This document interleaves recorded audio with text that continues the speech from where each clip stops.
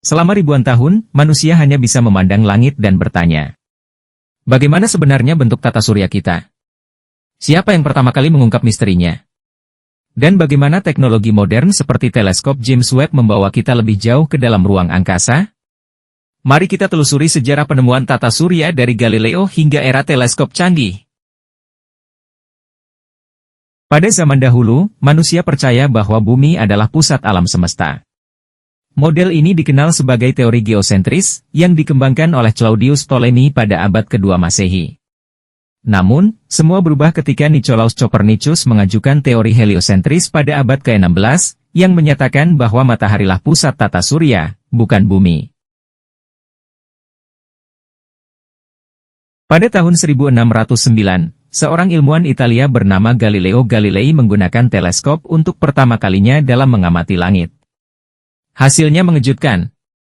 Ia menemukan bahwa Jupiter memiliki bulan-bulan yang mengorbitnya, membuktikan bahwa tidak semua benda langit mengitari bumi. Penemuan ini semakin memperkuat teori heliosentris Copernicus. Namun, ide ini dianggap kontroversial, dan Galileo pun harus menghadapi pengadilan Gereja Katolik.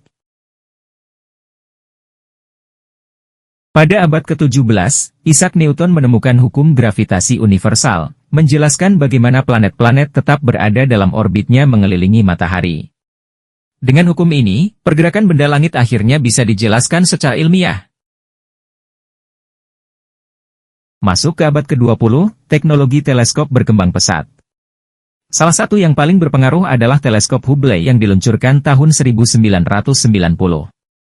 Dengan teleskop ini, kita bisa melihat galaksi-galaksi jauh dan memahami lebih banyak tentang alam semesta. Kini, kita memasuki era baru dengan teleskop James Webb yang diluncurkan pada tahun 2021.